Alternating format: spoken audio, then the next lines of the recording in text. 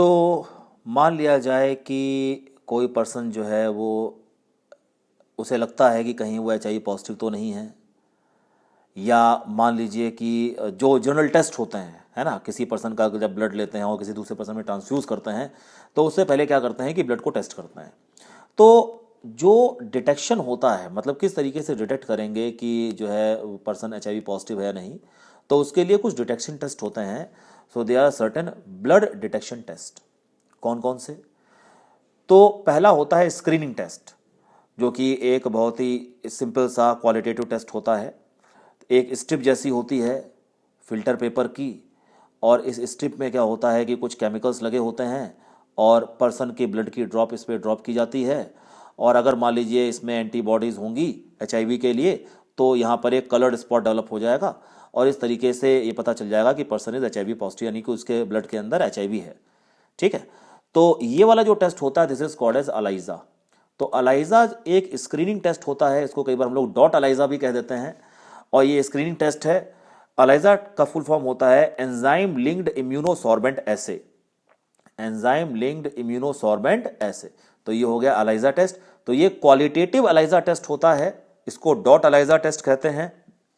ये screening test होता है। और इसके बाद में अगर मान लिया जाए कि स्क्रीनिंग टेस्ट पॉजिटिव आ गया, तो अगर स्क्रीनिंग टेस्ट पॉजिटिव आ गया तो फर्दर इसको और ज़्यादा वैलिडेट करना ज़रूरी है। तो इसको वैलिडेट करने के कई तरीके हो सकते हैं, जैसे कि एक तरीका होता है उसको बोलते हैं रेडियो इम्यूनो प्रेसिपिटेशन एसे, या एक दूसरा होता है इनडायरेक्ट फ्लोरेसेंट एंटीबॉडी एसे। तो ये वाला जो तरीका होता है RIP या IFA, हम इस तरीके से इसको कंफर्म कर सकते हैं। तो ये तो हो गया प्रिलिमिनरी टेस्ट, स्क्रीनिंग टेस्ट, तो इसको हम कंफर्म कर सकते हैं। एक दूसरा कंफर्मेशन का तरीका होता है, कंफर्मेटरी टेस्ट होता है, वो PCR बेस्ड होता है, polymerase chain reaction based test होता है। और एक तीसरा तरीका भी होता है, वो होता है वेस्टर्न ब्लॉट मेथड। तो ये वेस्टर्न ब्लॉट मेथड भी होता है। तो इन जनरल जो प्रैक्टिस की जाती है वो क्या है कि सबसे पहले पर्सन का अलाइजा टेस्ट करते हैं, और अलाइजा टेस्ट अगर पॉजिटिव आ जाता है तो पर्सन का फिर कंफर्मेटरी टेस्ट करते हैं। और कंफर्मेटरी टेस्ट के तौर पर इन जनरल जो तरीका इस्तेमाल होता है that is the western blot method. तो तरीके कई हैं, लेकिन दो तरीके जो सबसे ज़्यादा इस्तेमाल होते हैं उनमें से पहला तरीका आता है अलाइजा स्क्रीनिंग टेस्ट, और दूसरा western blot method confirmatory test. तो ये इस तरीके से ये कंफर्म होता है कि पर्सन HIV पॉजिटिव है या फिर नहीं है। तो अगर ये टेस्ट पॉजिटिव आ गया, इसका मतलब ये है कि पर्सन HIV पॉजिटिव है। और अगर पर्सन HIV पॉजिटिव है, याद रखिए person is only HIV positive, not ads patient. Person केवल HIV पॉजिटिव है, एसिम्प्टोमेटिक है अभी। तो अगर पर्सन HIV पॉजिटिव है तो कोशिश ये होती है कि इस पर्सन की ये जो HIV पॉजिटिव वाली स्टेट है इसको जितना ज़्यादा से ज़्यादा प्रोलॉन्ग रखा जा सके उतना अच्छा। यानी एसिम्प्टोमेटिक फेज को प्रोलॉन्ग करने की कोशिश की जाती है।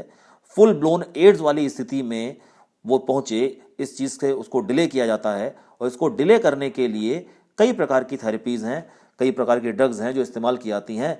तो कई एंटी रेट्रोवायरल ड्रग्स का इस्तेमाल इस चीज़ के लिए किया जाता है।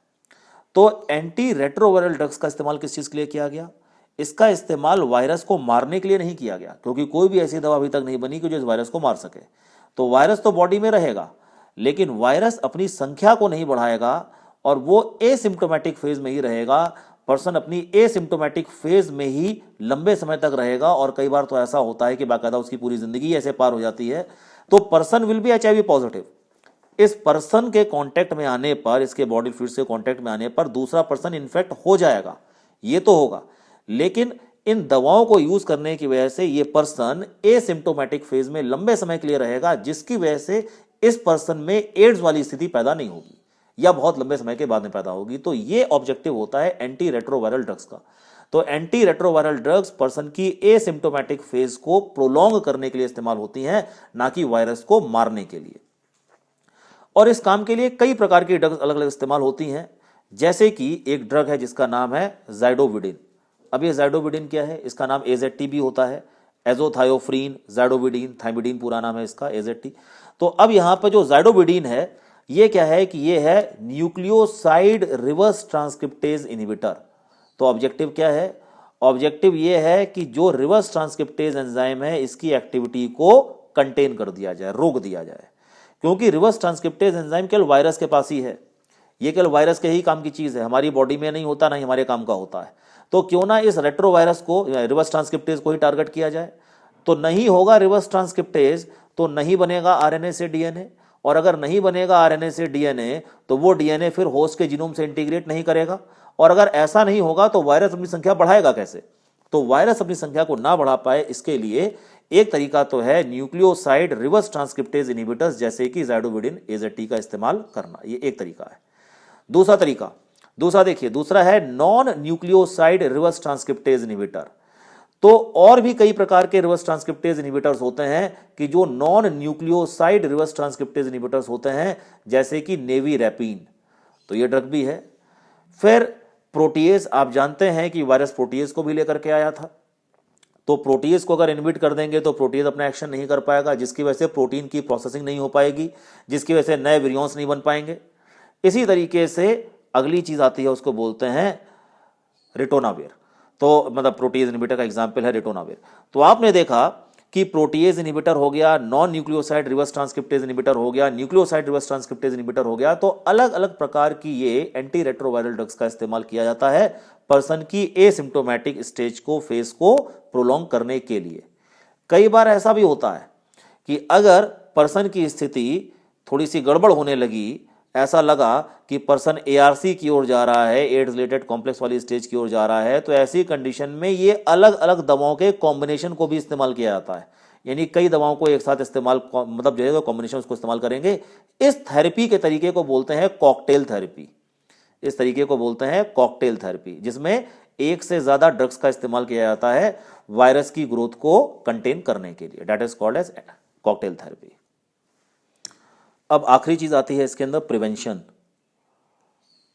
क्योर तो देखिए कोई इसका है नहीं, कोई इसका परमानेंट ट्रीटमेंट तो है नहीं कि पर्सन HIV पॉजिटिव है उसको ऐसी दवा दे दी जाए कि वायरस मर जाए बॉडी में। पर्सन अगर HIV पॉजिटिव है तो वो सारी जिंदगी HIV पॉजिटिव होगा। ये कोशिश हो सकती है कि उसकी एसिम्प्टोमेटिक फेज को प्रोलॉन्ग कर दिया जाए, जिससे कि एक नॉर्मल सी जिंदगी वो जी सके, लेकिन वायरस बॉडी में है। तो ऐसी कंडीशन में समस्या का समाधान क्या है?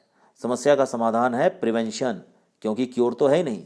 और आपने कहावत सुनी होगी, prevention is better than cure. तो here is no cure, so in absence of cure there is only one way for protection and that is prevention. तो prevention is the only way to contain the infection of this thing.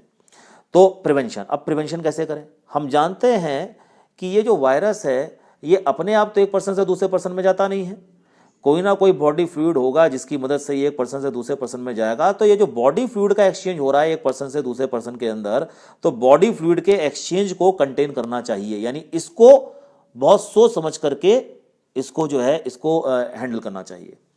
अब कैसे handle करना चाहिए? जैसे कि जो body fluids हैं, जैसे कि जो होमोसेक्सुअल्स होते हैं या फिर प्रोमिस्कस हेटेरोसेक्सुअल्स होते हैं, तो जो इस तरह के एक्ट्स हैं इनको डिस्करेज करने की ज़रूरत है।